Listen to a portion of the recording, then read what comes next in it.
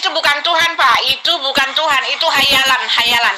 Tuhan hayalan itu yang tidak bisa ngapa-ngapain, tidak bangkit, tidak melakukan apa, bahkan tidak menyelamatkan.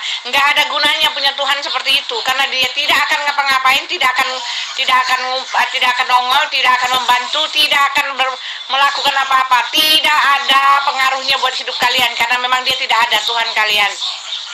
Tetapi Tuhan kami yang bangkit itu nyata, itu real, itu fakta, itu ada dalam sejarah, dan dia bangkit dan dia naik ke sorga, dan dia sekarang sudah duduk di sorga, dan dia akan datang lagi untuk melempar kamu ke neraka. Tunggu saja waktunya, oke? Terus kenapa sekarang Tuhan Ibu tidak datang? Ayo, apa butuh ongkos pesawat? Sampai dia supaya dia bisa turun kembali ke dunia. Dia kan bisa jadi manusia, iya kan? Apa susahnya sih 20.000 kali bolak-balik dari surga ke dunia? Sekarang kan dunia lagi kena musibah COVID-19. Kenapa Tuhan Anda nggak datang? Nggak nongol? Kalau Tuhan Anda itu bisa menjadi makhluk. Ayo. Apa alasannya kenapa dia nggak mau ke dunia saat sekarang? Katanya dia bisa jadi manusia. Kenapa nggak ke dunia saat sekarang? Apa alasannya? Saya menjelaskan tentang Allah. Kamu tidak akan pernah bisa paham, Bu. Karena pemahaman imanmu, Allah itu adalah makhluk. Kan gitu. Sementara sembahan Islam, sembahan keturunan Abraham itu bukan makhluk. Nah, kalau Tuhan Kristen itu makhluk. Makanya saya tanya, kenapa Tuhan Anda tidak nusul lagi ke bumi? Sekarang kan dia udah dewasa, ya kan? Dulu dia bisa nusul ke rahim, butuh 9 bulan. Jadi bayi, jadi orok, jadi anak-anak, remaja, dewasa, minggat. Nah, sekarang kan dia udah cerdas, sekarang kan dia udah jadi Tuhan katanya. Nah, karena dia maha kuasa, maha bisa segala-galanya, kenapa sudah 2000 tahun ini tidak pernah nongol lagi? Sudah pensiun jadi Tuhan, sampai nggak pernah lagi datang. Ayo. Dulu kan pernah datang di Israel, dan dia mengaku, aku hanya diutus kepada Bani Israel. Kalau dia benar mengaku diutus kepada seluruh bangsa, ya harusnya kalau bisa tiap hari ini nongolnya di Indonesia, besok di Malaysia, besok di Cina, besok di Jepang. Kalau memang esensi Tuhan itu bisa berubah menjadi makhluk. Itu kan hanya ada di mitologi pagan. Tuhan bisa menjadi makhluk. Dewa-dewi itu bisa berubah menjadi makhluk. Kalau Tuhan yang benar itu nggak bisa. Nggak bisa jadi makhluk. Nah sekarang karena sembahan Anda bisa jadi makhluk, kenapa 2000 tahun tidak pernah nongol-nongol? Ada apa? Takut kena COVID? Jadi salah satu kelebihan orang Kristen itu ya, utamanya Ibu Uti, kelebihannya itu adalah mempertahankan kebodohan. Sembahan umat Islam itu katanya zat. Padahal itu adalah kata tipuan dari para misionaris. Kata zat itu D-Z-A-T, bukan set AT, beda. Tapi oleh misionaris seperti Neng Uti ini selalu memelintir kata zat, bahwa Allah itu zat, bukan roh. Ini sedikit saya ingin pahamkan kepada Anda dan semua umat Islam yang ada di luar sana yang tidak paham tentang hal ini, agar jangan mau ditipu, dikecohin, dibodohin sama misionaris-misionaris yang tidak punya ilmu sama sekali. Kata zat, D-Z-A-T, itu adalah bahasa Arab yang artinya pribadi. Nah, ketika sembahan umat Islam itu disebut pribadi, benar. Sembahan umat Islam itu ya pribadi. Sembahan Bani Israel dan para nabi itu pribadi. Pribadi siapa? Pribadi Allah, pribadi Elohim, pribadi Allah. Makanya dikatakan zat Allah. Artinya pribadi Allah, esensi Allah. Nah, ini yang tidak dipahami, bukan tidak dipahami, ini yang dipelintir oleh para misionaris. Dengan bangga mengatakan Tuhannya umat Islam itu kan zat. Dalam arti kata makhluk, zat padat, zat gas, zat cair. Itu pemahaman orang Kristen untuk membodohi dirinya sendiri, karena umat Islam kan paham tentang ajarannya sendiri kan gitu. Lalu kemudian mereka bangga mengatakan Tuhan mereka adalah roh. Padahal fakta kenyataan sembahan mereka bukan roh, tapi sembahan mereka adalah makhluk. Bukti yang mereka sebutkan Bapa di dalam Wahyu 5 ayat 6 ternyata berupa roh-roh binatang bertanduk 7 dan bermata 7. Lalu yang mereka katakan Yesus, terbukti dia adalah manusia, sama seperti kita. Yang mereka katakan Roh Kudus, lagi-lagi burung merpati. Jadi sembahan dia, mau itu Bapa, mau itu Anak, mau itu Roh Kudus, semuanya makhluk ciptaan Tuhan.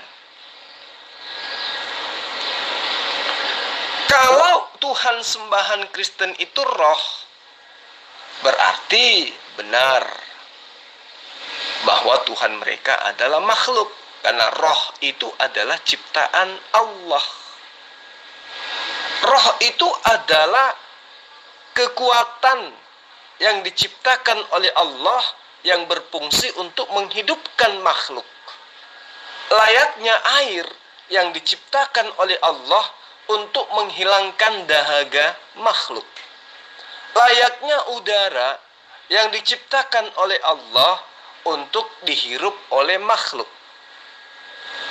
Layaknya tanah yang diciptakan oleh Allah untuk digunakan bercocok tanam oleh makhluk. Demikianlah roh diciptakan oleh Allah untuk menghidupkan jasad. Nah, apakah Allah itu roh? Bukan. Allah itu adalah pencipta roh. Allah adalah pencipta apa yang ada di langit dan apa yang ada di bumi dan di antara keduanya. Yesus jelas adalah makhluk, berarti dia adalah ciptaan. Nah, kalau dipaksakan dia adalah Tuhan dalam rupa manusia, berarti konsep ini tidak berasal dari pemahaman para nabi. Tetapi jelas konsep ini berasal dari konsep mitologi Yunani. Bahwa dewa mereka, theon mereka, nuzul menjadi makhluk. Nah, ini yang sedang dipertontonkan oleh Neng Uti. Tuhan mereka bisa menjadi manusia, Tuhan Islam gak bisa menjadi manusia. Lah iya, namanya juga Tuhan. Yang namanya Tuhan itu laisa kamitslihi syai'un. Tidak ada sesuatu yang sama dengan dia. Kalau ada yang bisa dilihat oleh mata dan itu dikatakan oleh akal itu adalah Tuhan, berarti itu sudah keliru. Kita melihat sosok. Kalau sosok itu sudah terlihat, berarti dia sudah menyerupai makhluk. Nah, itu bukan Tuhan itu. Sifat Tuhan itu jelas. Ya. Yesus telah mengajarkan Tuhan yang benar itu adalah Dia yang ada di surga. Kristen mengaku justru Tuhan yang benar itu yang dikandung oleh Maria. Jadi dari sana aja sudah kesesatannya terlalu berlebihan. Jadi Deng Uti, kalau sembahan Anda yang adalah Theos, benar bisa menjadi manusia, kenapa 2000 tahun tidak pernah nongol lagi? Ada apa? Sudah pensiun dia. Pak Zulkifli, ketika kamu betul-betul mengharapkan kedatangan Tuhan, apakah kamu sudah siap, Pak? Kita pun sendiri menyatakan bahwa Imam Mahdi Isa itu akan datang. Jelas ditulis dia akan datang, walaupun diselewengkan katanya untuk membunuh babi-babi, walaupun diselewengkan katanya untuk menghukum orang yang memanggil dia Tuhan, tetapi jelas dia akan datang dalam kemuliaannya, kekuasaannya, kejayaannya, otoritasnya sebagai Tuhan. Ketika dia datang di awan-awan, di langit-langit sana, segala penjuru negeri akan melihat. Seluruh dunia akan melihat dari bawah dia ada di awan-awan dan berserta dengan malaikat-malaikatnya, dan sangkakala ditiupkan. Lalu dituliskan bahwa dia akan menyuruh malaikatnya untuk mengumpulkan kami dari keempat penjuru bumi. Kami akan dikumpulkan dan kami tidak akan mengalami malapetaka yang akan ditimpakan kepada orang-orang yang menikam dia, orang-orang yang menghina dia di bawah gitu loh. Sebelum dunia ini dihancurkan, kami akan dikumpulkan dulu. Tetapi Pak, ketika Bapak mengolok-olok kapan dia akan datang, kapan nggak datang-datang, ingatlah Pak, percayalah Pak, bahwa Isa yang kamu maksudkan itu adalah Yesus Pak. Dan dia dituliskan sendiri oleh nabimu bahwa dia akan datang. Walaupun katanya dia akan datang untuk membunuh babi-babi, mematahkan salib-salib, kekonyolan yang dibikin oleh Muhammad itu, ketika dia datang dalam kekuasaannya, kejayaannya, dalam kemuliaannya sebagai Tuhan, lengkap dengan sangkakala, lengkap dengan malaikat-malaikatnya, lalu ketika dia di bawah, orang-orang menyembah dia, menangis-nangis, meratapi dia, lalu dia mengatakan, aku bukan Tuhan, aku bukan Tuhan, barang siapa yang mengatakan aku Tuhan akan aku matikan, padahal dia datang dalam kejayaan, kemuliaannya sebagai Tuhan. Itu adalah kekonyolan yang luar biasa yang pernah aku dengar selama hidupku gitu loh.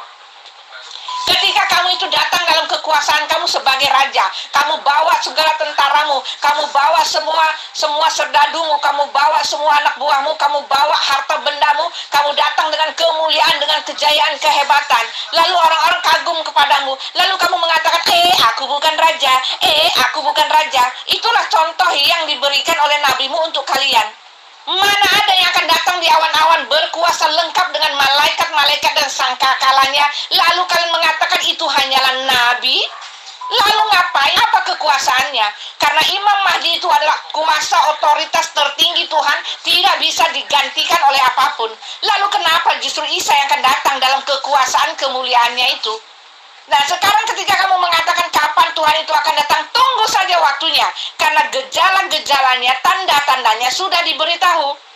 Di dalam COVID ini justru kami orang-orang Kristen sedang menantikan kedatangan dia. Karena inilah tanda-tandanya. Di mana pengetahuan orang akan bertambah, di mana akan ada wabah membesar seluruh dunia. Ini wabah besar, di mana nanti antikristus itu akan berkembang kemana-mana. Itu Euro itu udah jelas itu antikristus nanti. Semua orang nanti akan membeli dengan tanda harus dicap dengan tanda 6666. 6666 itu apa, Pak? Itu kan jumlah ayat kalian. Semua orang harus punya tanda itu. Tanda antikristus itu yaitu 6666. Tanda antikristus yaitu tanda antikristus. Siapa yang nggak punya tanda itu akan kelaparan, nggak bisa beli apa-apa. Itu mulai terjadi.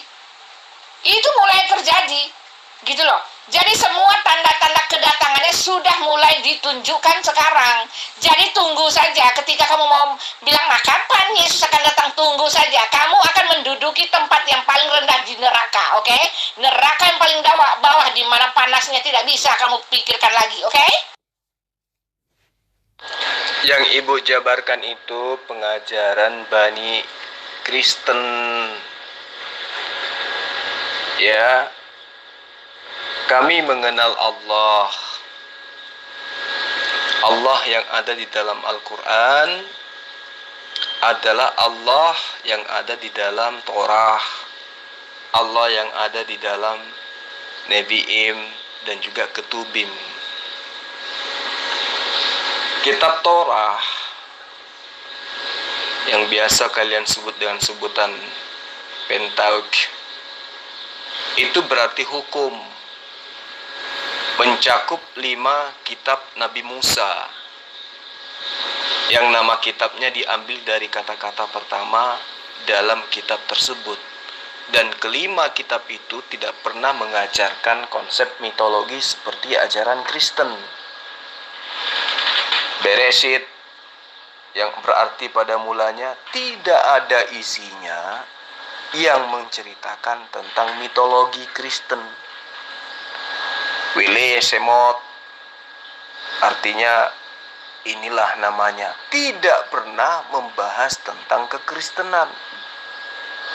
Wayikra, yang memanggil, dia yang memanggil, dia yang menyeru, tidak pernah membahas tentang kekristenan. Bemidbar, ya, berarti yang dipanggil di padang gurun, tidak pernah membahas tentang kekristenan. Kitab El-Hadibarim, ya, itu juga tidak pernah membahas tentang kekristenan. Nebi'im berarti para nabi, yaitu kumpulan kitab-kitab para nabi terdahulu dan para nabi kemudian, itu tidak pernah menceritakan tentang kekristenan.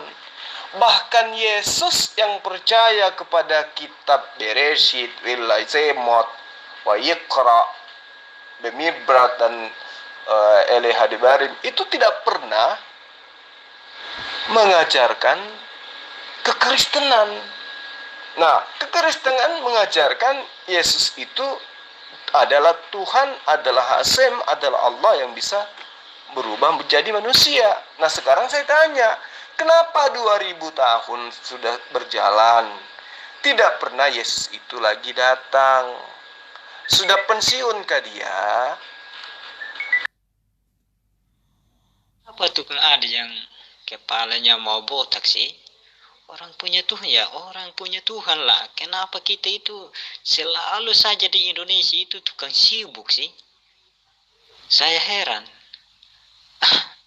Saya heran, benaran. Kenapa sih? Orang-orang Indonesia itu sibuk sekali padahal tidak hafal Al-Quran. Heran saya. Oh tidak Pak, bukan masalah ZJAT atau DJAT, itu sama esensinya di luar roh. Kehidupan itu hanya ada di dalam roh. Roh itu adalah hidup. Oke, roh itu adalah hidup. Ini yang Bapak tidak ketahui, karena Nabi Bapak sendiri tidak tahu apa itu roh. Dia mengatakan bahwa dia tidak tahu apa itu roh. Roh itu adalah urusan Tuhanku, katanya. Dan jelas Tuhan kami itu roh. Jadi dengan kata lain, Nabi Bapak mengatakan bahwa roh itu adalah Tuhan, dan Tuhan kami inilah yang benar. Tuhan yang benar itu adalah roh. Oke, kenapa dia harus roh? Karena dia itu harus hidup. Karena dia adalah pangkal kehidupan. Dialah yang menciptakan manusia. Dia menghembuskan nafas rohnya itu kepada manusia, sehingga manusia itu hidup. Kenapa dia bisa melakukan itu? Karena dia sendiri hidup. Kalau Bapak sendiri mati, mana bisa Bapak melakukan apapun? Tidak bisa. Tidak ada roh di dalam diri Bapak. Bapak tidak akan pernah melakukan apa-apa. Begitu juga dengan zat ke, DJAT ke, atau JAT ke, itu bukanlah roh. Karena satu-satunya roh itu, satu-satunya yang hidup itu adalah roh. Rohlah yang memberi hidup. Daging sama sekali tidak berguna, kata Yesus. Jadi ketika Bapak mengatakan Tuhan Bapak itu DJAT, Bapak buktikan kepada saya mana ada yang DJAT yang bisa memberikan roh kehidupan ke dalam setiap makhluk. Oke, mana di dalam kitab Bapak, di dalam ayat Bapak yang menyatakan bahwa DJAT itu menghembuskan rohnya ke dalam setiap makhluk? Mana DJAT yang Bapak bilang itu di dalam kitab Bapak menunjukkan bahwa dia sendiri yang akan menarik rohnya itu ke dalam setiap makhluk? Oke? DJAT tidak bisa memberikan roh, Pak, karena dia sendiri bukanlah roh. Dia DJAT. Di luar roh tidak ada kehidupan. Bagaimana dia bisa memberikan kehidupan sedangkan dia sendiri tidak hidup? Elohim itu adalah roh, pangkal kehidupan, pangkal roh, dan dia adalah Tuhan dari roh segala makhluk yang sudah dia ciptakan. Kalau DJAT itu tidak mungkin, Pak. Dia tidak punya roh, bagaimana dia bisa menghidupkan kalian? Jadi yang jelas, roh di dalam diri kalian itu adalah berasal daripada Tuhan saya. Oke? Dan yang jelas pula, ketika Bapak mengatakan bahwa Tuhan Bapak itu adalah DJAT, dan itu berarti bahwa Tuhan Bapak jelas bukan Tuhan kami. Jangan nyamain-nyamain. Karena Karena Tuhan kami itu roh dan Bapa itu Tuhannya adalah JDJAT. Itu dua hakikat yang berbeda, bagai bumi dengan langit, oke? Oh, bilang saja kenapa sekarang umat Islam itu lebih paham gospel daripada Kristen. Sehingga misionaris sekarang sudah berat untuk memurtadkan Muslim. Gitu. Kamu salah bertanya. Harusnya kamu bertanya, kenapa ya umat Islam sekarang lebih paham gospel daripada kami yang Kristen? Lebih hafal gospel daripada kami yang Kristen? Harusnya kamu tanya itu. Jadi jangan kira kami itu bodoh. Kalian pura-pura tidak ingin diketahui misi dibalik semua apa yang kalian katakan dengan gerakan misionaris. Jadi pertanyaanmu salah. Kalian siar diam-diam, memurtadkan orang diam-diam. Kalian mau membawa kemana orang-orang murtad itu? Kayak Saifuddin Ibrahim, ya, Meme Kece dan seterusnya yang ngaku-ngaku murtadin. Itu mau kemana dia nantinya? Padahal mereka itu orang-orang sudah sunat semua. Sementara Paulus pendiri Kristen mengatakan, sesungguhnya aku Paulus berkata kepadamu, jika kamu menyunatkan dirimu, Yesus Kristus sama sekali tidak akan berguna bagimu. Jadi percuma aja mereka murtad, percuma aja kalian mengajarkan Kristen sembunyi-sembunyi kepada orang Islam. Karena mereka murtad pun tidak akan berguna bagi Yesus, karena kulupnya sudah nggak ada. Kecuali kalau misalnya Meme Kece bisa mencari potongan kulupnya kembali, menyambungnya kembali, mungkin bisa berguna, bisa bermanfaat, bisa diterima oleh Tuhannya Kristen. Tapi kan kulupnya udah hilang dimakan cacing. Kayak Saifuddin Abraham. Dia nggak berguna bagi Yesus menurut Paulus. Karena kenapa? Karena dia sudah terlanjur sunat. Gimana tuh? Jadi kamu nggak usah pura-pura nggak tahu apa yang terjadi di balik semua gerakan-gerakan misionaris Kristen. Paham? Pak, bertobatlah. Ini gejala-gejala sudah dekat, Pak. Bertobatlah. Jangan lagi kita itu menjelek-jelekkan orang punya agama, orang punya Tuhan. Jadi kamu itu baca yang satu ayat, baru kamu terjemahkan dengan Al-Quranmu. Itu kan tidak boleh itu. Jangan banyak terjemahan, Pak. Sesuaikan ketuhananmu. Siapa? Kalau Tuhanmu, kepercayaanmu siapa, ya percayakan saja. Seperti kami orang Kristen, kalau kami percaya Tuhan kami lah. Kami tidak pindah ke apa-apa. Biar kamu gimana ya? Biar kalian merayu bagaimana, mau apa, bagaimana ke kami itu tidak akan patah keimanan kami. Benaran loh. Tidak akan patah. Kok banyak orang yang tukang sibuk. Saya heran sih. Kita itu Indonesia beradab. Indonesia yang luas, yang punya ketuhanan, bermacam-macam golongan, ras, etnis. Jangan membuat kita itu saling berbeda karena berbeda kutipan. Nah, sekarang kamu suruh orang bertobat. Maksudnya apa? Kamu suruh bertobat kepada siapa? Kamu suruh bertobat kepada Yesus, gitu maksudnya. Memang di dalam ajaran agamamu ada ajaran bertobat. Bukannya di dalam ajaran agama saudara tidak ada itu ajaran bertobat. Yang ada adalah ajaran penebusan. Kristen mau melakukan apapun tetap aja masuk surga selama percaya Yesus itu adalah Tuhan. Roma 3 ayat 7 kan gitu. Jadi buat apa Anda suruh orang bertobat? Dari mana Anda dapat ilmu itu? Dari Yesus kan? Nah, Yesus memang datang bukan untuk menebus dosa. Yesus datang untuk mengajarkan manusia untuk bertobat. Ya. Nah, kalau Anda ingin mengatakan bertobatlah, maksudnya apa? Percaya Yesus sebagai Tuhan. Nah, gimana ceritanya kami percaya Yesus adalah Tuhan? Pertama, dia bukan Tuhan. Kedua, kalaupun kami dikibulin, terpaksa percaya Yesus itu Tuhan, kami tidak berguna bagi Yesus karena kami sudah bersunat.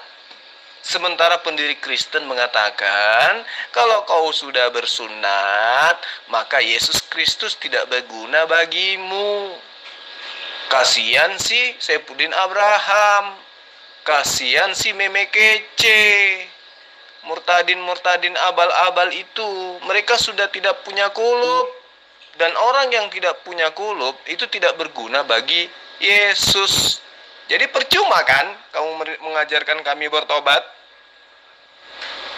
Kalau bertobat kepada Allah, sembahan Yesus, ya pastilah setiap saat kami ini bertobat. Gitu.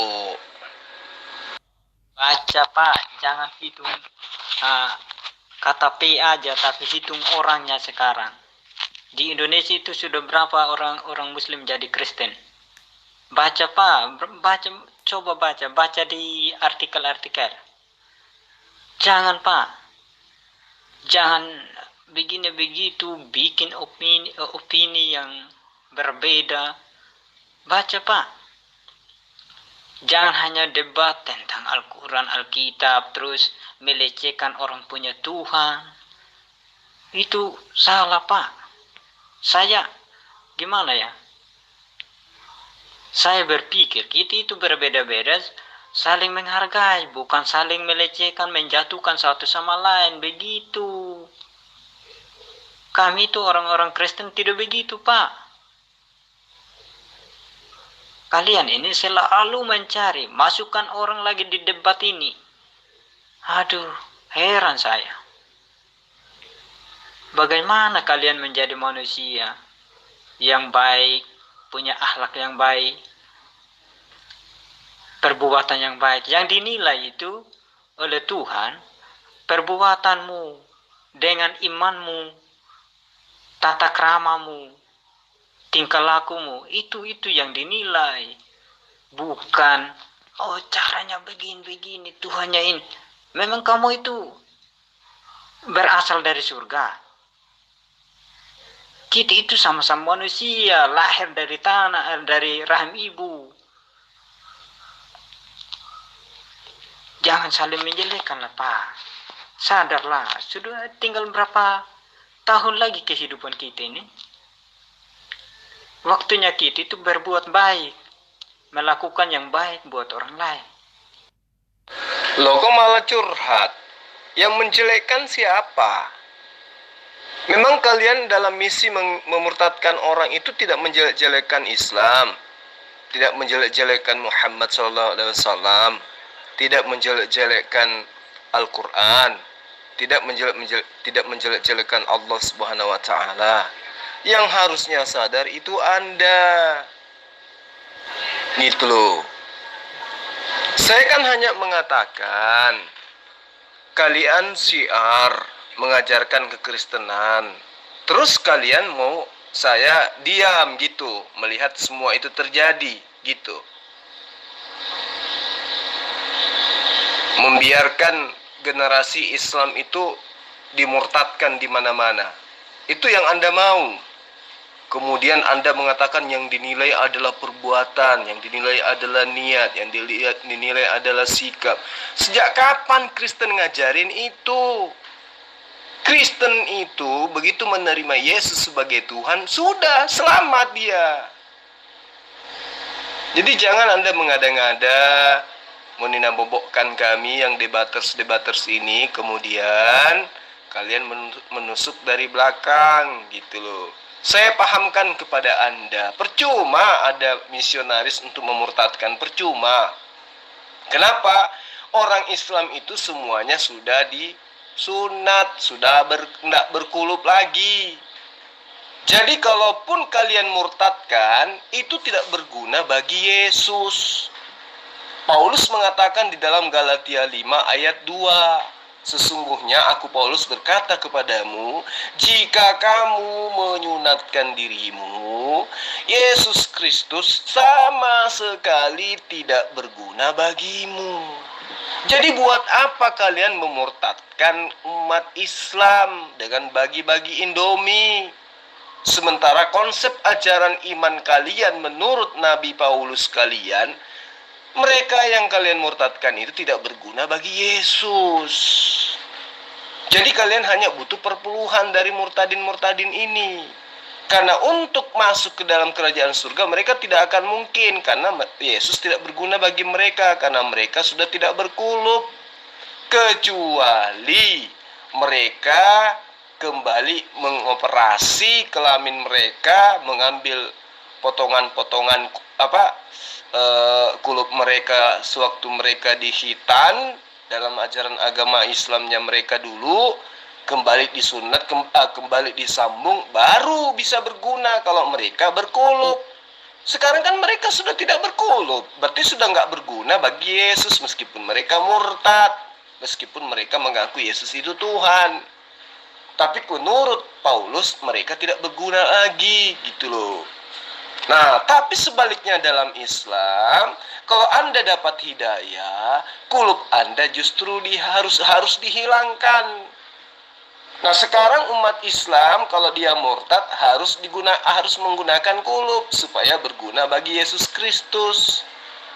Jadi percuma aja kalian nipu-nipu supaya orang itu murtad. Kasihan mereka, nggak diterima oleh Yesus menurut iman kalian.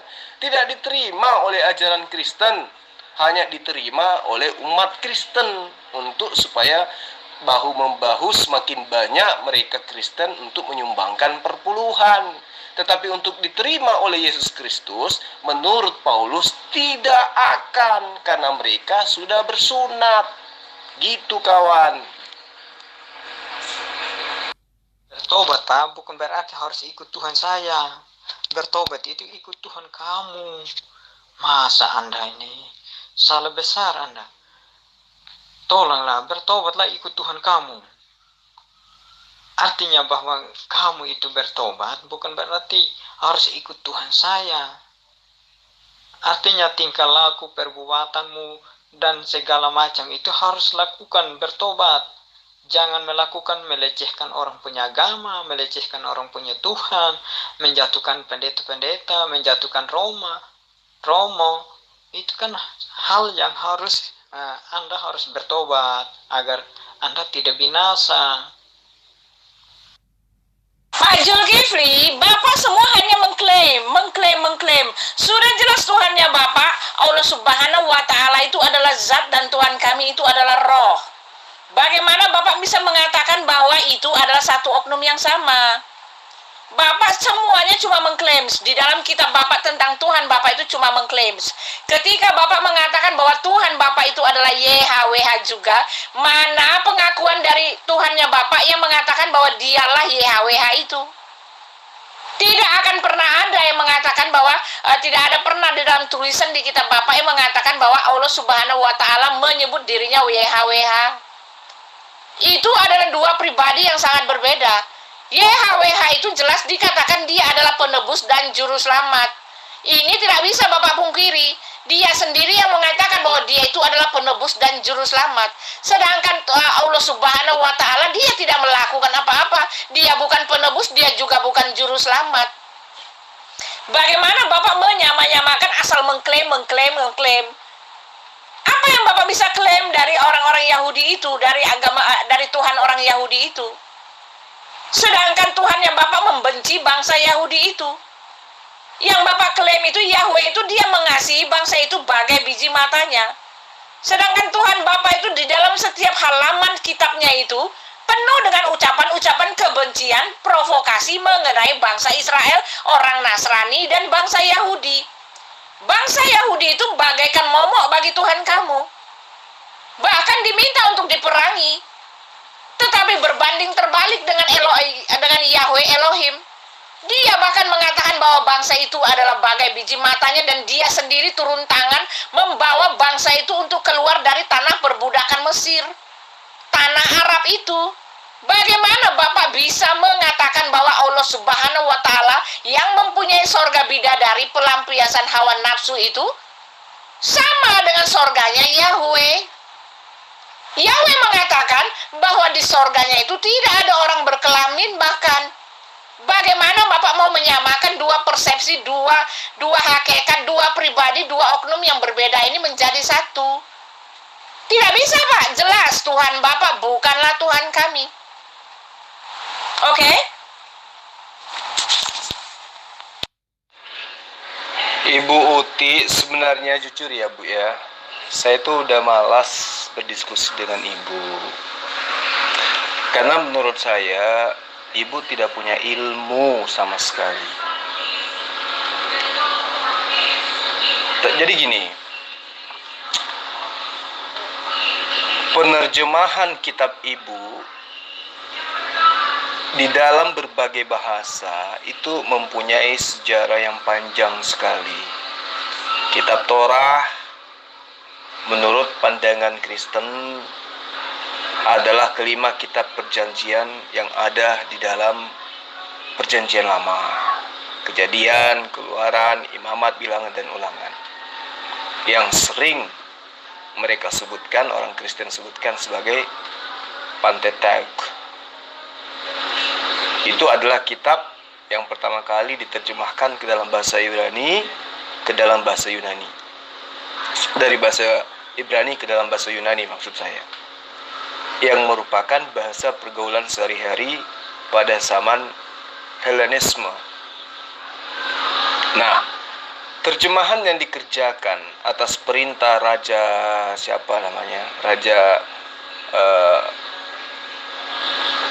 Ptolemeus II Philadelphos di Alexandria itu pada abad ketiga sebelum Masehi. Ini kemudian dikenal dengan sebutan Septuaginta. Penerjemahan ini dilakukan karena warga Yahudi diaspora sudah tidak mengerti bahasa Ibrani lagi. Sebab bahasa pergaulan di perantauan adalah bahasa Yunani. Nah, sekitar tahun 200 sebelum Masehi, naskah terjemahan Septuaginta ini sudah begitu rusak sehingga Origenes berusaha meniadakan perbedaan yang terjadi dengan membuat naskah Ibrani dan terjemahan-terjemahan Yunani dalam 6 kolom yang sejajar untuk memulihkan bagian-bagian yang rusak. Nah, yang sejarah-sejarah seperti ini Ibu nggak tahu. Mula-mula bahasa Ibrani adalah satu-satunya bahasa pengantar bangsa Israel. Kemudian dibawa pengaruh kekuasaan kerajaan Asyur, maka bahasa Aram menggeser kedudukan bahasa Ibrani. Lalu kemudian pada masa Yesus, bahasa Aram masih dipakai sebagai bahasa pergaulan. Terbukti di kitab Ibu masih ada kata Talita Kumi, Lama Sabaktani, Abba, Golgota, Maranatha, dan lain seterusnya. Nah, yang Ibu harus pahami di sini adalah dengan menonjolnya pengaruh Helenisme Stoa, maka bahasa Yunani menjadi bahasa umum bagi penduduk di sekitar Laut Tengah pada masa itu. Setelah penerjemahan kitab Torah dan kitab-kitab perjanjian lama serta kitab Deuterokanonik di dalam bahasa Yunani, maka gereja resmi memakai terjemahan Yunani, dan orang-orang Yahudi lambat laun mulai meninggalkan terjemah Septuaginta. Ini Ibu harus pahami dengan baik. Jadi kenapa ajaran Ibu itu muaranya ada di Roma, ada di Yunani, ada di Eropa? Karena memang ajaran Kristen itu adalah ajaran yang diadopsi dari ajaran pagan Romawi Yunani. Bagaimana dengan Allah yang disembah oleh umat Islam? Ibu nggak bisa batalin itu. Allah Subhanahu wa Ta'ala itu adalah sembahan Bani Abraham. Kitab Kejadian 17 ayat 7. Aku akan melakukan perjanjian kekal dengan kamu Abraham beserta anakmu dan juga keturunanmu secara turun-temurun, bahwa aku akan menjadi Tuhannya. Allah sendiri yang mengaku bahwa esensi Allah itu berjanji kepada Abraham bahwa kamu dan anak-anakmu dan keturunan-keturunanmu akan menjadi hambaku, aku akan menjadi Tuhannya secara turun-temurun. Jadi ibu yang hanyalah penumpang gelap tidak bisa mengatakan bahwa Allah kami itu tidak sama dengan Allah yang mengutus Nabi Isa, atau yang kalian palsukan namanya menjadi Yesus. Gak bisa, Bu.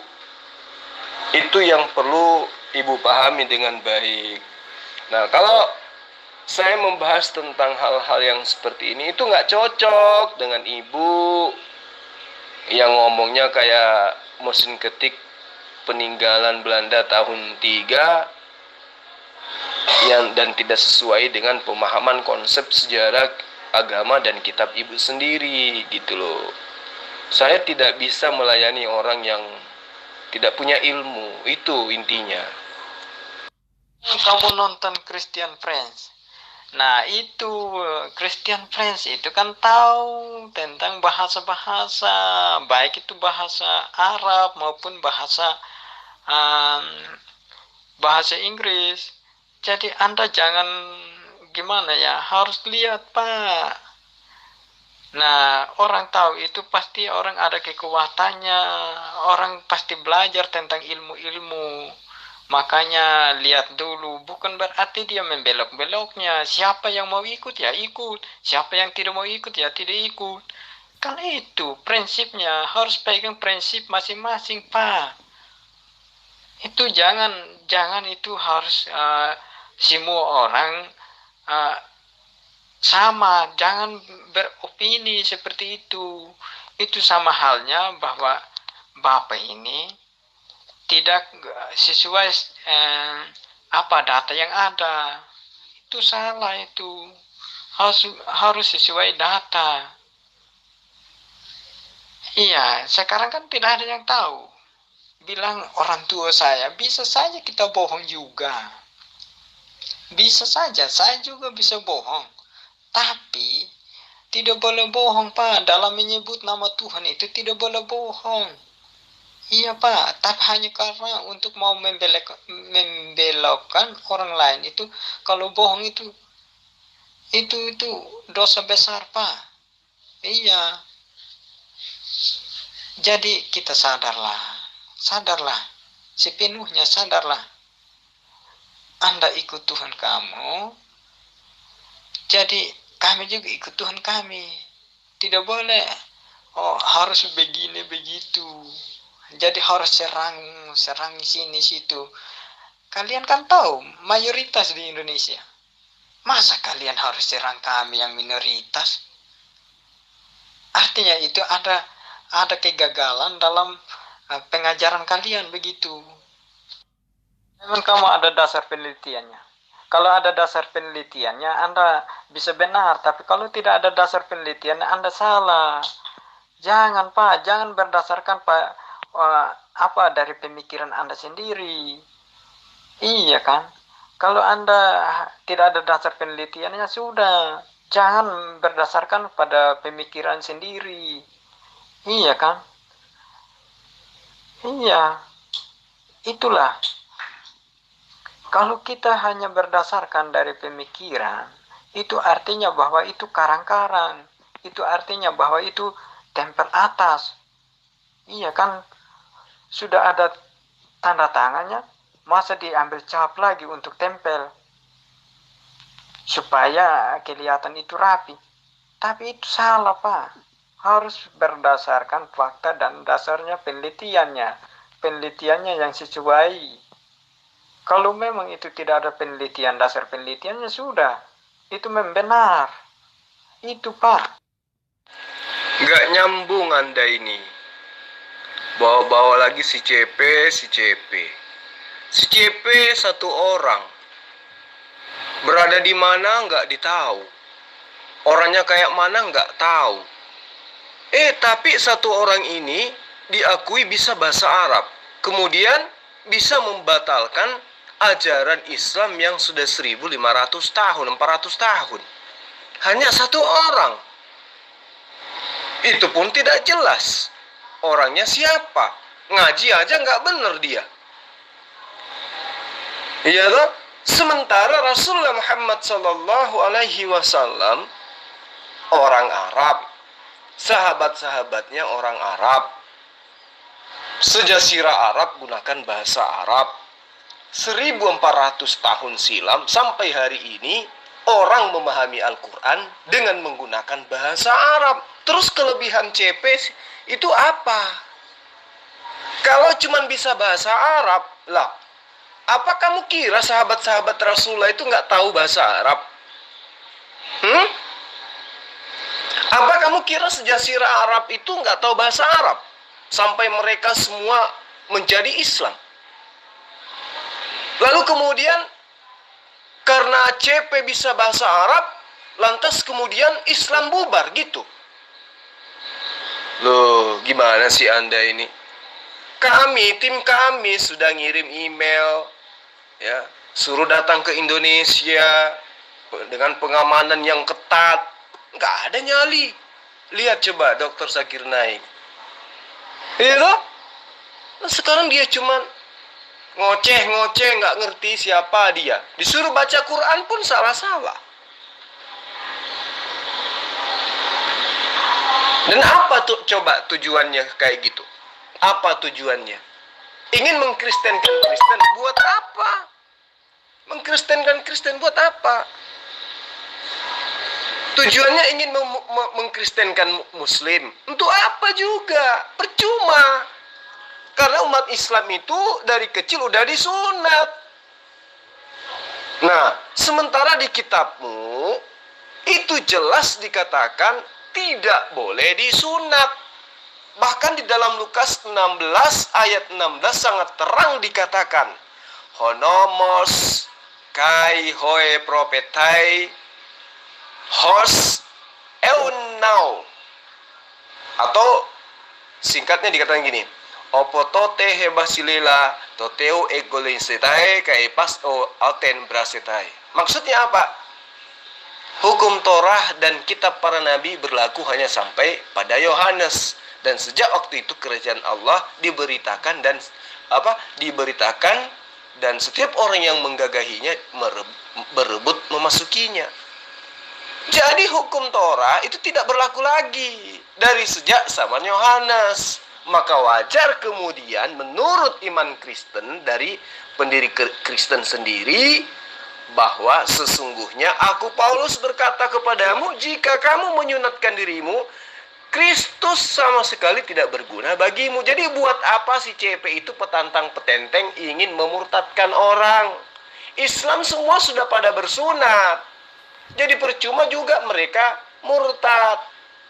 Karena pendiri Kristen mengatakan, kalau kamu bersunat, maka Yesus Kristus tidak berguna bagimu. Jadi buat apa kalian murtadkan orang? Selain daripada supaya mereka mendapatkan mengeluarkan harta mereka, perpuluhan mereka untuk kejayaan agama kalian. Seperti Sepuning Abraham. Itu orang udah disunat itu. Meme kece kalau betul dia adalah murtadin, dia sudah disunat itu. Jadi mereka ini tidak berguna lagi bagi Yesus Kristus. Percuma. Kembali kepada Allah juga tidak akan diterima. Kecuali mereka betul-betul bertaubat. Namun pasti dosa dia dicuci dulu lah di dalam neraka karena dia sudah musyrik, dia sudah menjadi kufur, kan gitu. Jadi Paulus mengatakan dalam 1 Korintus ayat 19, tidak bersunat itu apa? Tidak penting, bersunat itu tidak penting. Yang penting ialah mentaati hukum-hukum Allah. Kan gila. Sementara sunat itu adalah hukum Allah. Gitu loh. Jadi sampaikan kepada kece, ada salam dari Zulkifli Abbas. Coba periksa emailnya, ya. Lalu kemudian sampaikan percuma kita memurtadkan umat Islam karena mereka itu semua sudah bersunat. Mending kalian murtadkan yang komunis-komunis atau apalah di luar Islam yang tidak bersunat, supaya sama dengan kalian. Kalau kami yang Islam itu sudah bersunat, tidak berguna bagi Yesus, kata Paulus. Sementara kalian kan lebih taat kepada Paulus daripada kepada Yesus. Kalau Yesus jelas dikatakan bahwa wajib bersunat itu. Kejadian 17 ayat 12. Sunat itu wajib bagi anak laki-laki. Itu yang perlu Anda pahami dengan baik, ya. Oh, siapa bilang saya tidak punya ilmu, Pak? Bapak kewalahan menghadapi saya. Semua ayat-ayat yang Bapak pakai itu kan cuma manipulasi, Pak. Semuanya, saya sudah sanggah semua perkataan-perkataan ayat-ayat yang Bapak comot-comot itu. Tidak ada yang mempan, tidak ada yang betul. Semuanya manipulasi. Bagaimana Bapak mengatakan saya tidak punya ilmu, sedangkan semua pernyataan Bapak itu patah semua, salah semua. Saya yang justru malas menghadapi Bapak karena penuh dengan penyelewengan luar biasa. Bapak selewengkan, hanya comot-comot ayat, hanya baca sini sana sini, dicabut, digabung-gabung, diselewengkan dan dibuat menurut apa yang Bapak inginkan gitu loh. Semua ayat yang Bapak kasih itu palsu, Pak.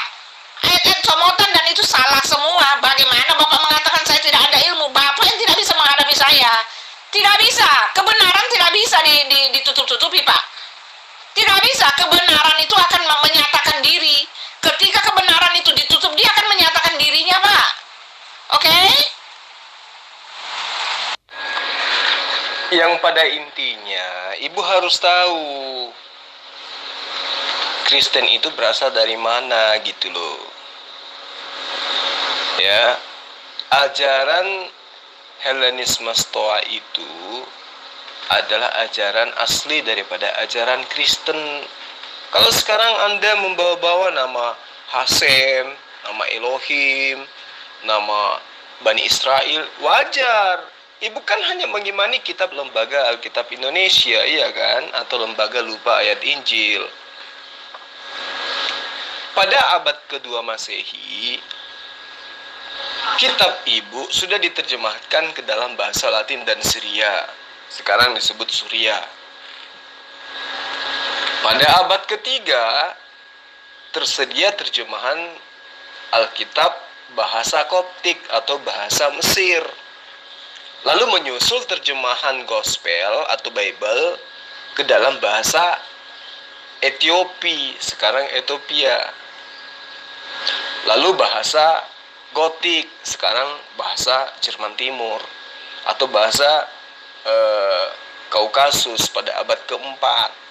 Nah, selanjutnya sekitar tahun 400 Masehi oleh gereja disiapkan lagi terjemahan baru Bible dalam bahasa Latin yang kemudian disebut dengan Vulgata, artinya untuk semua orang. Nah, yang perlu Ibu pahami kemudian, terjemahan itu dikerjakan oleh seorang imam dan ahli bahasa atas instruksi Paus Damasus I. Terjemahan Vulgata ini bertahan di gereja, dipergunakan dalam bahasa atau dalam acara-acara keagamaan selama lebih dari 1000 tahun. Kemudian pada abad ke-5 dan juga abad ke-6 serta abad ke-7 berturut-turut, Alkitab atau Gospel atau Bible itu diterjemahkan ke dalam bahasa Armenia, bahasa Nubia yang sekarang disebut dengan Sudan, dan juga ke dalam bahasa Arab. Ya. Jadi pada abad ke-8 ya, Bible diterjemahkan ke dalam bahasa Inggris kuno. Lalu pada abad ke-9, Bible diterjemahkan ke dalam bahasa Jerman dan juga bahasa French. Nah, terjemahan Bible bahasa Perancis itu disiapkan nanti di abad ke-12. menyusul terjemahan bahasa Spanyol, bahasa Italia, bahasa Belanda, Polandia, Islandia, dan pada abad ke-13 itu diterjemahkan ke dalam bahasa Inggris, bahasa Iran, bahasa Ceko, bahasa Denmark, dan seterusnya. Itu berlangsung sampai pada abad ke-14.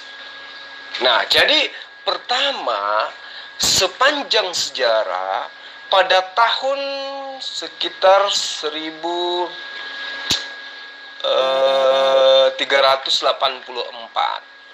ya, itu kitab Anda sudah selesai diterjemahkan dalam bahasa Latin Vulgata ke dalam bahasa Inggris pergaulan sehari-hari.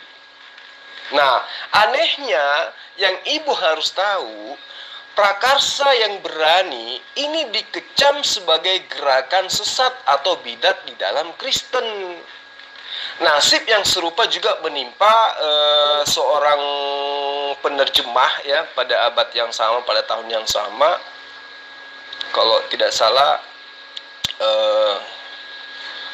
siapa lagi namanya? Lupa namanya, yang jelas beliau menerjemahkan Perjanjian Baru teks Yunani dan sebagian Perjanjian Lama dari teks Ibrani pada tahun sekitar 1526 lah, sekitar itu.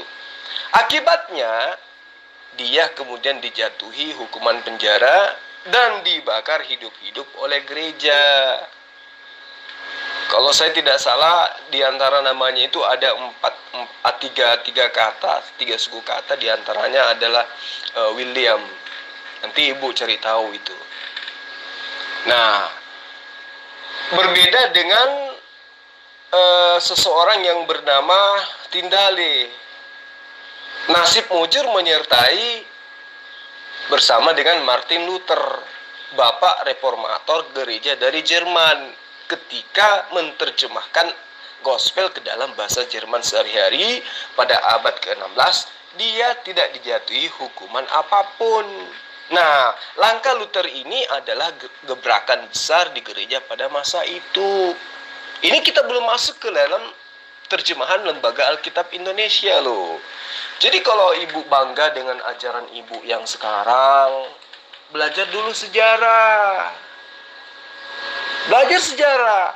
Honomos kai profetal, hoi profetei, atau hol profetai, hos eunau, apoto tehes basilai to theo egelisetai kai pas es aunten bayi setai. Jadi kitab ibu itu memang sudah mengatakan bahwa ya kitabnya Bani Israel itu sudah tidak berlaku sejak dari zaman Yohanes, hanya pada akhir Yohanes. Di dalam Matius 11 ayat 12 juga dikatakan pantes garhoi profetai kaihonomos, terus apa?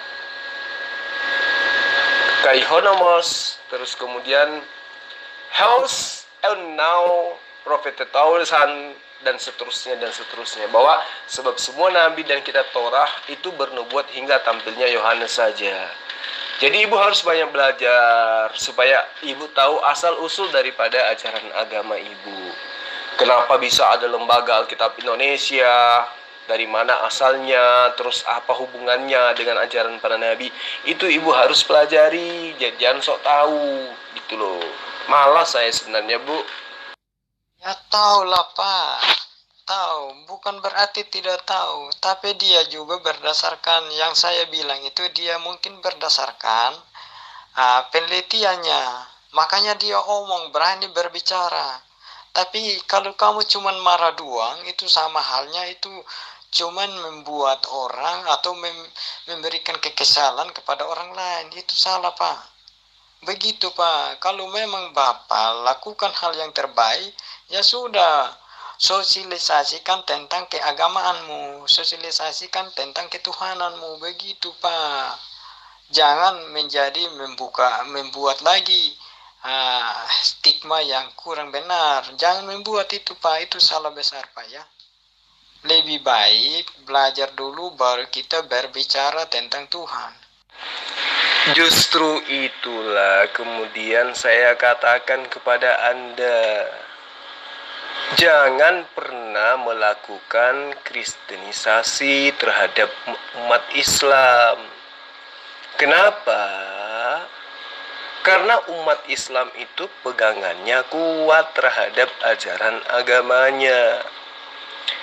Ufen shemonat yamim yemol lakem kol zakar ledorat tekhem yelit bayit omiktab keser mikol ben mekhar aserlo mishar akahu. Jadi kewajiban bersunat itu diajarkan oleh Allah kepada seluruh keturunan Abraham dan semua laki-laki yang ada di muka bumi ini setelah Abraham menerima perintah itu. Jadi baik Islam maupun Yahudi pasti sudah disunat. Itu yang perlu kamu pahami dengan baik. Sementara agamamu yang didirikan oleh Paulus mengharamkan sunat. Ya. Sesungguhnya aku Paulus berkata kepada Kristen, jikalau kamu menyunatkan dirimu, Kristus sama sekali tidak akan berguna bagimu. Jadi buat apa si kece, Saipudin Abraham, kemudian CP, dan murtadin-murtadin kaleng kosong lainnya mengajak orang lain untuk murtad dengan menjelek-jelekkan agama Kristen yang mereka, agama Islam yang mereka tidak paham Al-Quran. Buat apa?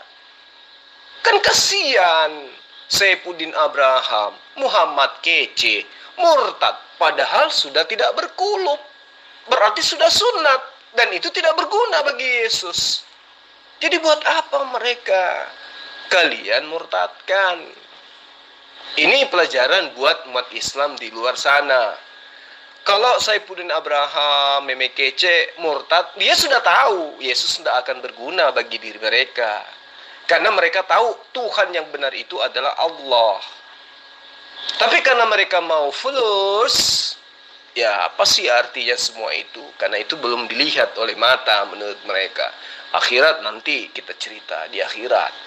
Itu menurut mereka yang penting sekarang fulus. Gitu loh. Sehingga mereka tidak mau buka diri bahwa ternyata mengajarkan umat Islam, memurtadkan umat Islam dengan cara apapun, dengan cara intimidasi, dengan cara tipu daya, dengan cara siasat, mereka sudah tahu padahal umat Islam itu sudah sunat semua. Jadi mereka masuk Kristen itu percuma, karena mereka sudah tidak berkulub. Kecuali Saipudin Abraham dan meme kece kembali mengoperasi kelaminnya, menyambungnya dengan kulubnya sendiri. Nggak boleh menggunakan kulubnya orang, karena dia diciptakan dengan kulub sendiri. Apalagi menggantikannya dengan kulub sapi, nggak bisa. Harus menggunakan kulubnya sendiri. Baru bisa berguna buat Yesus. Itu menurut Paulus, dan kalian kan pengikut Paulus, gitu loh. Iya kan? Kata Paulus, aku berkata kepadamu, jikalau kamu menyunatkan dirimu, Yesus Kristus sama sekali tidak akan berguna bagimu. Jadi buat apa kalian memurtadkan umat Islam? Umat Islam, umat Yahudi itu sudah pada tidak berkulub semua. Percuma, berhentilah itu kristenisasi. Ya, percuma, kasihan mereka jadi korban. Mereka cukup mengikuti ajaran Abraham. Offense monat ya mim yimollakem kol zakar ledoroti khem yelit bayit umik nat kesef mikol ben nekhar aisyar lo mizar angkahu. Mending ikut itu, karena itu ada tuntunannya di dalam kitabnya Nabi Musa. Di dalam Al-Quran pun jelas, wahai Rasulullah Muhammad SAW, ikutlah kamu kepada pengajaran agama yang lurus yang diajarkan oleh Abraham, yaitu sunnat. Dan itu adalah perjanjian kekal Allah. Bersunat. Yang membatalkan sunat kemudian adalah ajaran yang kitabnya hanya terjemahan, diterjemahkan ke bahasa lain, sehingga nilai, rasa, muatan, isi daripada ayat itu sudah berubah, sudah bergeser dari makna yang sesungguhnya. Gitu loh, saudara Filipi, agar Anda paham. Kata siapa saya nggak tahu, Pak. Septuaginta itu adalah terjemahan, origin, apalagi Petantoh itu saya tahu, Pak. Kata siapa yang nggak tahu? Bapak yang sok-sok tahu gitu loh. Bapak yang sok-sok tahu, sok-sok pinter dengan mencomot-comot dalil-dalil seperti ini, seolah-olah Bapak tahu gitu loh. Tetapi masalahnya kita tidak bicara tentang yang begini, Pak. Kita bicara tentang doktrin. Saya bicara doktrin, saya tidak bicara tentang kanonisasi, segala yang macam-macam Bapak bilang itu, tidak, Pak. Saya bicara doktrin ketuhanan Yesus. Siapa bilang saya nggak tahu Septuaginta, naskah itu kan salinan, dia itu kan terjemahan asli, terjemahan bukan asli, itu terjemahan yang pada bahasa itu. Tetapi kan yang buku-buku yang aslinya itu kan, manuskrip yang aslinya itu kan ada, Pak. Salinan yang aslinya itu kan ada. Ini kan hanya terjemahan gitu loh. Kenapa Bapak sok-sok pintar gitu? Saya tahu kok. Tetapi saya nggak akan bicara yang begitu. Saya bicara tentang fakta bahwa Yesus adalah Tuhan. Itu moto saya. Soal bahasa Ibrani yang saya nggak pintar, oh gampang sekarang, Pak. Tinggal buka di Google. Bubble Hub tinggal buka. Tinggal aja pencet aja apa yang mau, keluar semua. Jadi Bapak nggak usah main-main dengan begitu sok-sok pintar gitu. Sok-sok pintar, sok-sok tahu gitu. Tetap aja doktrin Bapak tentang ketuhanan Yesus itu ngawur. Oke? Tetap aja doktrin ketuhanan yang Bapak dapat dengung-dengungkan itu ngawur. Ngawur. Yesus itu Tuhan. Mau bilang apa? Di dalam Yesus itulah telah diciptakan segala yang ada di bumi dan di sorga. Itu perkataan di dalam Kolose yang Bapak putar-putar itu. Bapak mengatakan Yesus itu adalah anak sulung ciptaan. Oh tidak, kata anak sulung aja Bapak nggak tahu. Kata menggenapi Bapak nggak tahu. Kata anak Allah juga Bapak ngawur. Mesias Bapak tidak mengerti. Mana yang benar? Salah semua, Pak. Salah semua. Bapak ini cuma penyeleweng, penghujat Tuhan. Bapak lah justru ya tanggung jawab Bapak itu besar sekali. Yang harus dipertanyakan nanti, Bapak akan dipertanyakan tentang penyelewengan Bapak tentang Yesus itu akan besar sekali, Pak. Neraka yang Bapak miliki nanti itu, Bapak akan hadapi di neraka yang paling bawah, Pak. Ingat, Yesus itu Tuhan. Lepas kamu itu percaya atau tidak, Yesus adalah Tuhan. Nah, itulah hebatnya ibu.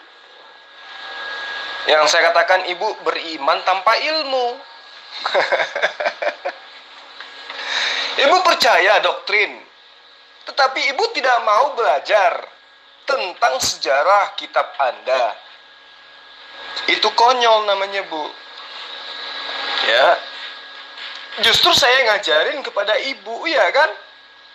Untuk pertama kalinya pada tahun 1535 atau 36, kitab ibu itu dicetak di dalam bentuk cover Bible, yaitu Bible bahasa Inggris yang diterjemahkan oleh Miles berdasarkan naskah Vulgata terjemahan Luther dan Tyndale. Nah, terjemahan ini dipersembahkan secara resmi kepada Raja Inggris dan menjadi terjemahan resmi. Sudah tentu berubah makna, berubah muatan dan juga isi daripada aslinya.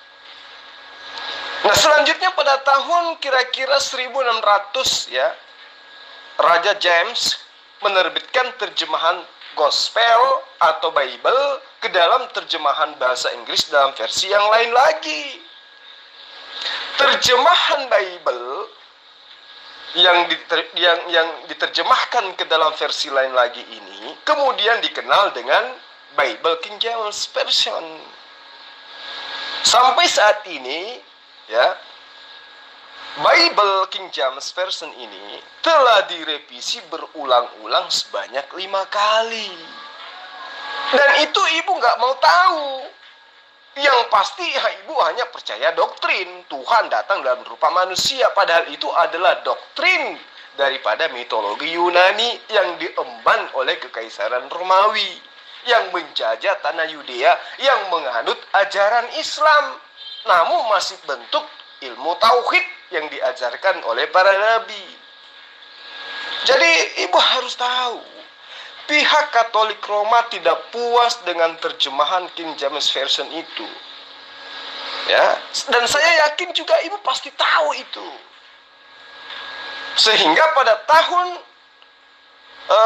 sekitar tahun 1600, ya, William Allen atau Martin itu menerjemahkan Gospel Vulgata ke dalam bahasa Inggris yang berbeda dengan King James punya. Gospel Katolik ini kemudian disebut Douay Rheims Bible dan direvisi berulang kali dari tahun 1749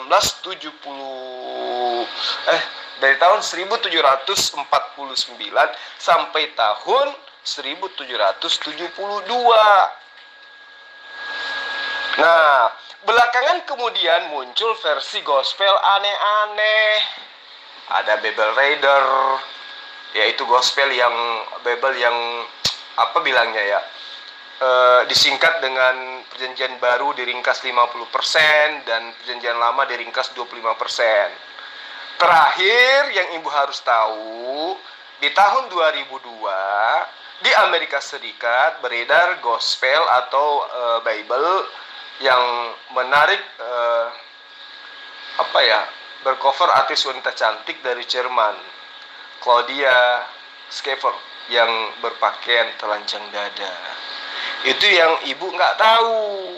Nah, jadi penerjemahan gospel atau Bible semakin maju itu pada abad ke-19 ditandai dengan berdirinya lembaga Alkitab atau Gospel atau Bible Inggris. Itu yang perlu ibu pahami, dan itu didirikan pada tahun 1800 kurang lebih lah gitulah ya.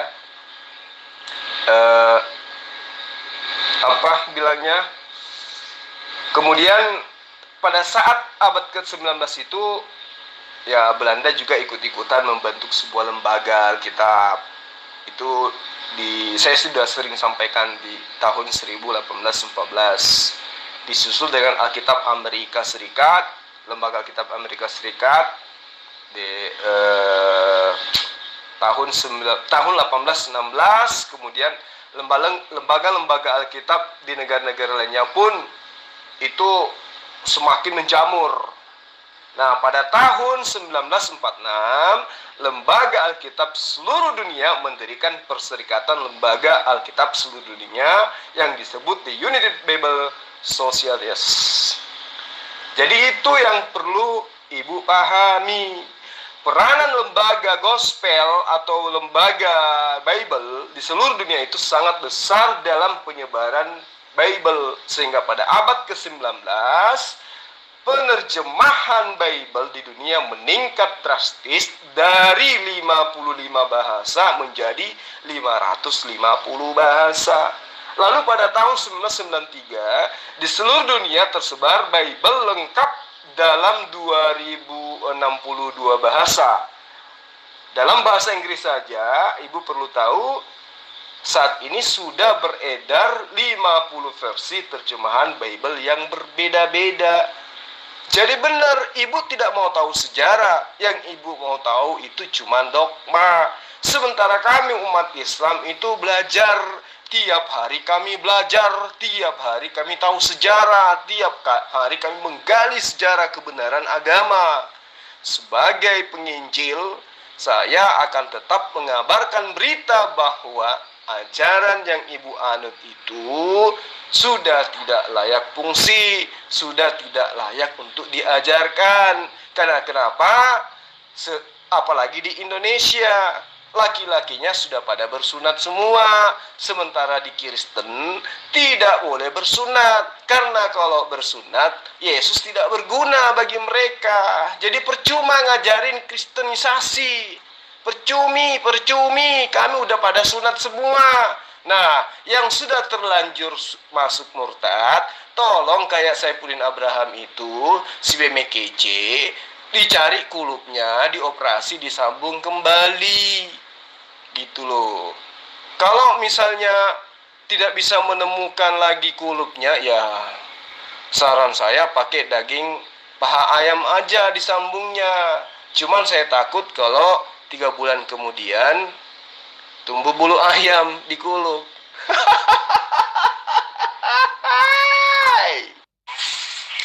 Nih, saya kasih tahu ya Pak ya. Septuaginta itu terjemahan dalam Perjanjian Lama dan dalam bahasa pelan dulu. Nih, tak kasih tahu ya Pak ya. Septuaginta itu terjemahan Perjanjian Lama dalam bahasa Greka.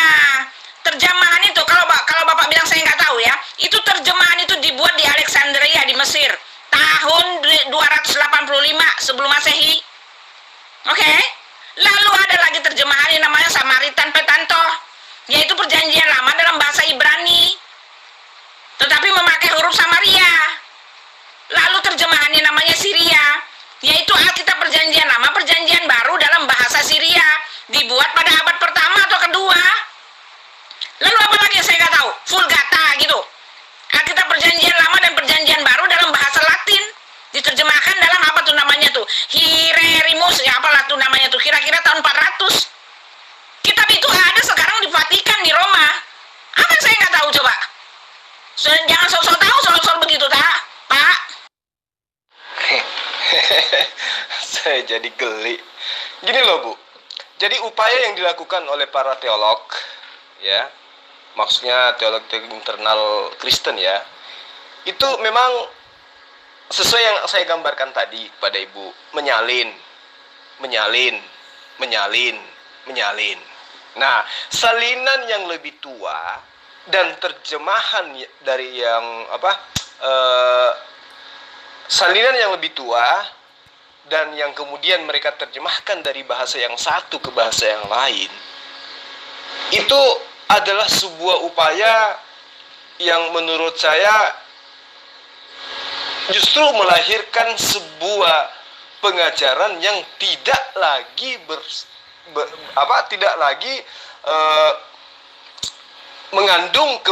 mengandung hal-hal yang sama dengan yang diajarkan oleh para nabi terdahulu.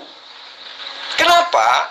Naskah terkuno yang disalin, yaitu terjemahan Septuaginta yang Ibu sebutkan tadi, itu sudah banyak mengalami kerusakan saat diterjemahkan ke dalam bahasa lain. Maka bisa dipastikan bahwa terjemahan Bible tidak ada yang mendekati dengan kitab suci yang asli sebagaimana yang diajarkan para nabi yang bersangkutan. Ya. Jadi dalam proses revisian dan juga terjemahan yang sedemikian panjang, otentisitas Gospel Bible sama sekali tidak terjamin. Kenapa? Itu disebabkan akibat bergesernya ayat dari versi lebih tua ke versi yang lebih muda usianya. Semakin banyak terjemahan dan revisi, maka semakin jauh berbeda dari kebenaran kitab suci yang asli. Itu yang perlu Ibu pahami. Nah, di dalam bahasa Indonesia, baik secara lengkap Perjanjian Lama dan Perjanjian Baru, ya, maupun bagian-bagian daripada gospel itu sendiri, itu sudah secara tidak lengkap. Bible telah diterjemahkan ke dalam adanya terjemahan-terjemahan yang berbeda di dalam negara kita ini aja. Itu sudah mencakup beberapa perbedaan-perbedaan yang menggelitik orang-orang yang punya mekanisme berpikir teliti, telaten, cekatan, dan kritis. Seperti terjemahan bahasa Indonesia, terjemahan bahasa Indonesia sehari-hari, terjemahan bahasa Indonesia untuk pemuda, terjemahan bahasa Indonesia untuk anak-anak, dan lain-lain. Belum lagi diterjemahkan dalam berbagai bahasa daerah di Indonesia, kurang lebih sekitar 130-an sampai 140-an bahasa daerah. Dengan terjemahan yang pasti berbeda-beda sesuai dengan bahasa Minang, bahasa Mentawai, bahasa Sunda, Madura, Jawa, Makassar, Bugis, dan seterusnya. Nah, orang-orang Kristen termasuk ibu boleh bangga, ibu boleh senang, ibu boleh busung dada, ibu boleh takjub melihat kemajuan penerjemahan, penyalinan, revisian Bible Anda ke dalam 1000 atau bahkan jutaan bahasa di seluruh dunia. Boleh, silahkan. Tapi ingat, perlu ibu ketahui bahwa segala upaya itu tidak menambah naiknya reputasi gospel atau Bible. Kenapa? Karena naskah gospel atau Bible yang asli sudah punah. Ibu boleh bangga, silakan. Tetapi itu yang saya katakan tadi. Nah, hal yang lucu kemudian adalah banyak kasus yang terjadi di dalam proses yang panjang terhadap kitab Anda. Contoh, adanya catatan kaki. Dalam versi gospel kuno, ternyata dalam versi gospel baru catatan kaki tersebut naik level menjadi ayat resmi. Apakah itu fitnah? Bukan. Contoh yang paling mencolok, yang paling mudah kita temui. 1 Yohanes 5 ayat 7 sampai ayat 9. Itu hanya catatan kaki. Pada mulanya ayat ini hanya catatan kaki. Tetapi lama-kelamaan catatan kaki itu dirasa oleh gereja pantas dan cocok dengan doktrin Trinitas. Sehingga catatan kaki itu dinaikkan menjadi ayat yang paling krusial malah. Menyangkut doktrin Trinitas. Bahwa Theos itu ada 3. Bapa, Yesus, dan Roh Merpati. Atau Roh Kudus. Ya. Namun yang ibu perlu pahami, dan pendeta-pendeta dan penginjil-penginjil yang lain perlu pahami, kalian itu tetap tegar tengkuk kepada gospel, kepada Bible dalam keadaan apapun. Untuk apa? Untuk menyesatkan diri sendiri, untuk menyesatkan orang lain. Kalian berkata bahwa gospel adalah kitab suci ilahi yang insani sekaligus. Artinya Tuhan memberi inspirasi dan memimpin kepada siapapun para revisor dan translator kitab suci kalian. Ini adalah retorika lucu. Apa mungkin catatan kaki diberikan inspirasi, diberikan ilham oleh wahyu oleh Allah untuk dinaikkan kedudukannya menjadi ayat suci? Kan gak mungkin.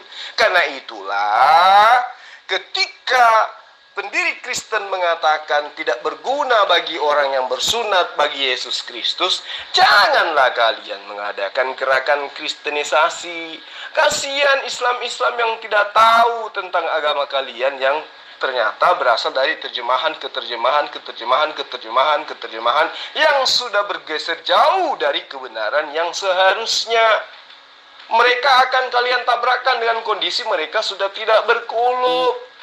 Kasihan, mereka tidak berguna lagi terhadap Tuhan kalian, Tuhan yang kedua yaitu Yesus. Karena kata Paulus, Rasul kalian, Nabi kalian itu tidak berguna bagi orang yang bersunat di hadapan Yesus Kristus.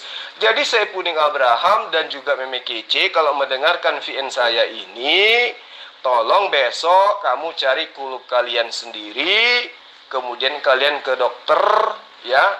Jangan ke dokter jangan ke dokter kelamin kalau perlu, kalau malu. Ke dokter kecantikan aja.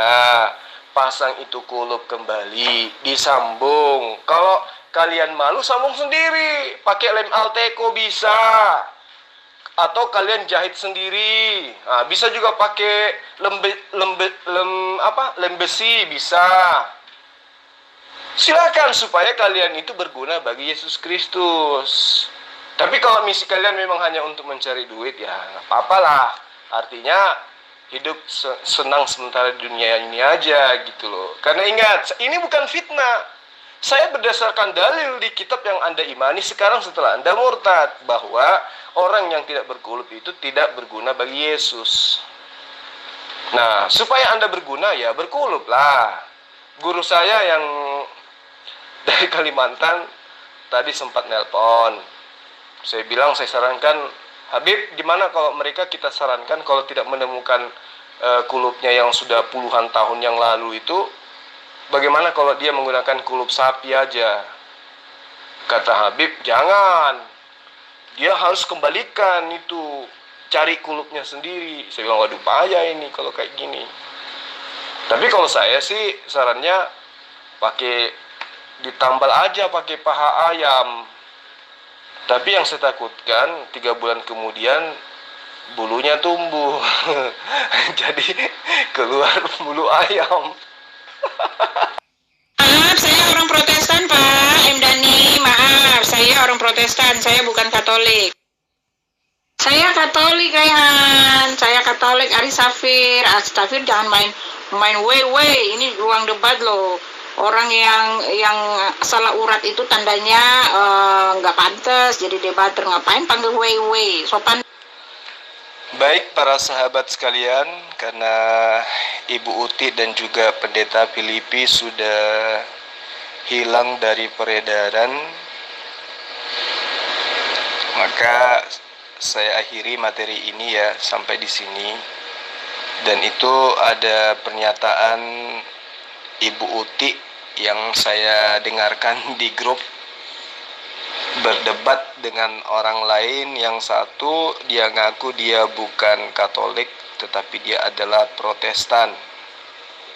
Nah, di waktu yang hampir bersamaan dia ngaku Katolik. Berarti bukan Protestan. Nah, apakah pemuka agama, debaters mewakili agama pantas berdusta, berbohong seperti ini? Saya kira tidak pantas. Agama yang benar itu mengajarkan orang itu untuk tidak berdusta. Saya Protestan, bukan Katolik. Tapi ngomong sama si Fulan, saya Katolik. Saya bukan Protestan. Ya, itu materi, sebenarnya bukan materi yang sedang kita bahas. Materi yang kita bahas itu tentang berhentilah menjadi misionaris, berhentilah memurtadkan orang, karena umat Islam yang murtad itu juga percuma karena tidak berguna bagi Yesus, sesuai dengan apa yang diajarkan oleh Paulus. Nah, jadi kalau Anda murtad untuk apa?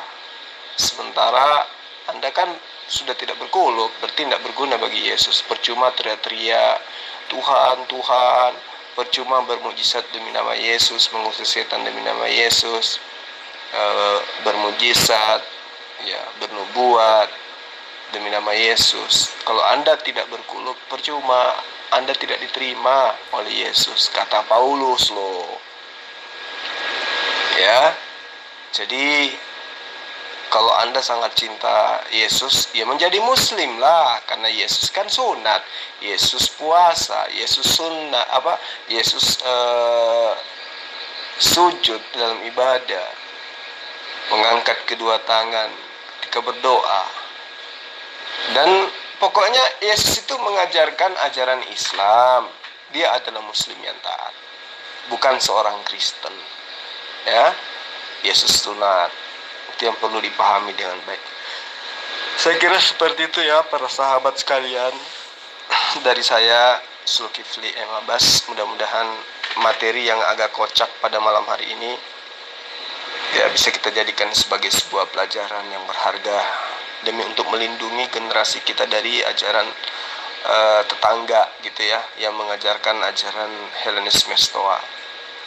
Terakhir dari saya mohon kepada seluruh sahabat saya dimanapun Anda berada di belahan dunia ini, tolong doakan saya, doakan istri saya, doakan anak-anak saya supaya kami tetap dalam keadaan sehat walafiat.